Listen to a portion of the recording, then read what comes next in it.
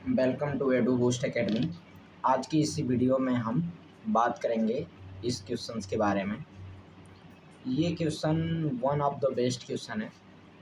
इसको जितना भी थिंकिंग किया जाए, लगाने की कोशिश किया जाए या डायरेक्ट लगाया जाए तो नहीं लगेगा। यानी कि इसको हम लोग बोल सकते हैं कि एक ट्रिकी क्वेश्चन है।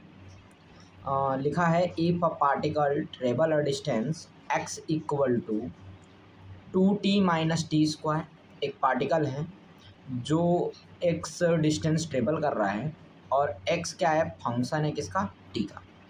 t के फंक्शंस के रूप में दे रखा है। तो पूछ रहा है find the average velocity t is equal to 3 second.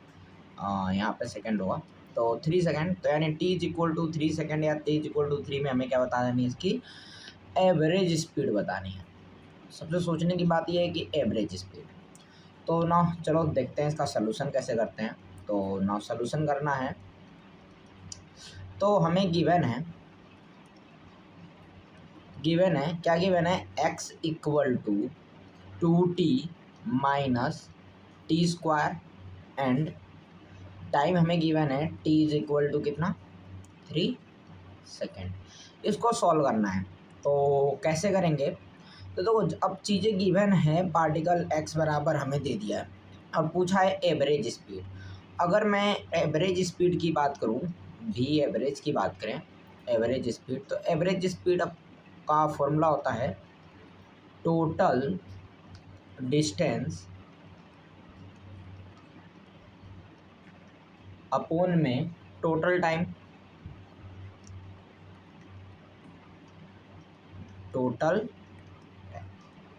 तो अब क्या है कि अब हमारा पास जो पार्टिकल है वो नॉर्मली डिस्टेंस ट्रेवल नहीं कर रहा है, वो टी के फंक्शंस के टर्म में कर रहा है। अगर मैं यहाँ पे 3 डालूँ तो हमें डिस्टेंस की परफेक्ट वैल्यू नहीं मिलेगी, क्योंकि ये जो ग्राफ है कुछ पैराबोलिक ग्राफ है। कैसा ग्राफ है, पैराबोलिक ग्राफ है, यानी कि एक पैराबोला के टर्म में बनेगा। और हमने देखा है कि जब भी क्वाड्रेटिक इक्वेशन में अगर इक्वेशन आ रही है तो या तो ग्राफ उसका ऐसे बनेगा या तो उसका ग्राफ हमारे पास एक्स एक्सिस के अलोंग ऐसे बनेगा। तो यानी पार्टिकल किसी न किसी टाइम पर क्या आएगा, जीरो पे आएगा, फिर पार्टिकल रिवर्स जाएगा या पार्टिकल आगे बढ़ेगा, जो भी हो। तो आई डोंट नो। तो देखते हैं इसको सॉल्व कैसे करना है। तो इसके लिए बेस्ट अप्रोच है कि इसको डिफरेंशिएशन करो और चेक करो कि ये किस टाइम इंटरवल में ये पार्टिकल जीरो पे जा रहा है, इससे निकाल सकते हैं। दूसरा तरीका मैं जो अप्रोच करने वाला हूँ, मैं ये मेथड नहीं अप्रोच करूँगा, मैं अप्रोच करूँगा ग्राफिकल मेथड। जैसे x इक्वल टू हमारे पास दे रखा है 2t -t² और टाइम t बराबर दे रखा है कितना, 3 सेकेंड। तो हम क्या करेंगे कि पार्टिकल का हम लोग पाथ कैलकुलेट करेंगे। पाथ देखेंगे कि ये जो टाइम है, पार्टिकल जब टाइम जीरो था तो पार्टिकल कितना डिस्टेंस ट्रेवल किया था, हम उसकी बात करेंगे। जब टाइम जीरो था तो पार्टिकल कितना डिस्टेंस ट्रेवल किया उसकी बात करेंगे। फिर t इज इक्वल टू 1 पे निकालेंगे कि 1 सेकेंड के बाद कितना डिस्टेंस ट्रेवल हुआ, फिर 3 सेकेंड के बाद कितना डिस्टेंस ट्रेवल हुआ। अगर ये डिस्टेंस निकल जाता है तो हम सबको डिस्टेंस को ऐड करके हम लोग क्या कर सकते हैं, सॉल्व कर सकते हैं। तो यदि मैं t की वैल्यू यहाँ पे जीरो रखूँ तो पार्टिकल की क्या आ जाएगा, जीरो, क्योंकि t दोनों जगह है तो जीरो बन जाएगा। तो यानी कि जब टाइम जीरो था तो पार्टिकल कहाँ था, जीरो पे था, यानी कि पार्टिकल ने कोई डिस्टेंस ट्रेवल नहीं किया था।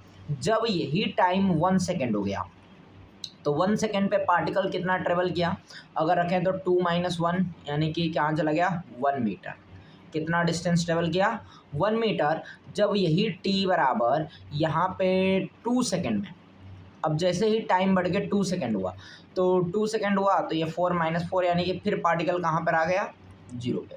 इस चीज़ को याद रखना है कि जब टाइम जीरो था तो पार्टिकल ने जीरो डिस्टेंस ट्रेवल किया, 1 सेकेंड में उसने 1 मीटर ट्रेवल किया, फिर 2 सेकेंड में क्या हुआ, वापस जीरो पे आ गया, यानी वापस रिटर्न आकर जीरो पे आ गया। यानी बोल सकते हैं कि पार्टिकल गया फिर रिटर्न हो गया।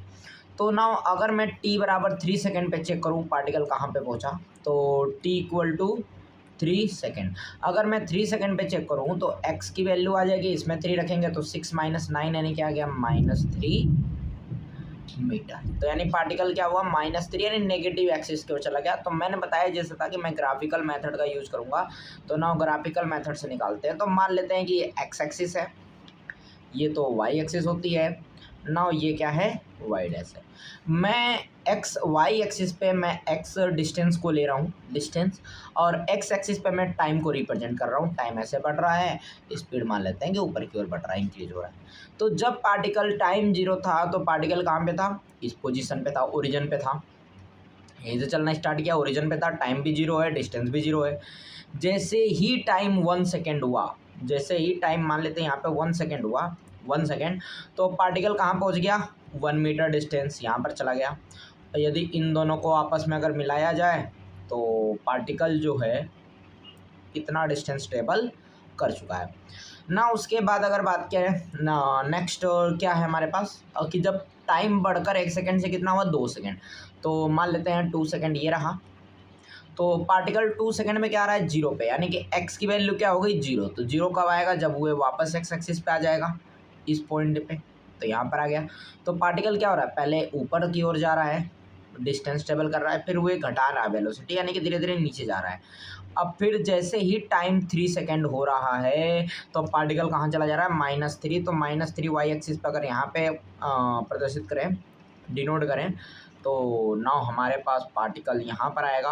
तो यानी यहाँ से पार्टिकल कहाँ चला गया, यहाँ चला गया। तो अगर टोटल डिस्टेंस की बात करें तो हमें निकालनी है एवरेज स्पीड। एवरेज स्पीड तो टोटल डिस्टेंस कितना ट्रेवल कर रहा है, पहले 0 से लेके कहाँ तक, यहाँ पर 1 था, तो 1 तक ट्रेवल कर रहा है। तो 1 तो वाई एक्सिस में ट्रेवल कर रहा है, फिर अपोजिट डायरेक्शन में 1 फिर यहाँ पे ट्रेवल कर रहा है, और 3 मीटर का डिस्टेंस इधर ट्रेवल कर रहा है, तो यानी +3। तो particle 1 metre plus 1 metre plus 3 metre का डिस्टेंस ट्रेवल कर रहा है, अपोन में यहाँ से यहाँ तक जाने में इसको टाइम लग रहा है 3 सेकेंड। तो टोटल डिस्टेंस आ रहा है 5 और टोटल टाइम कितना है 3 सेकेंड। ये इसकी एवरेज वेलोसिटी आ गई मीटर पर सेकेंड। तो इसकी एवरेज वेलोसिटी क्या रहने वाली है 5/3 मीटर पर सेकेंड। तो ये इसकी एवरेज वेलोसिटी है।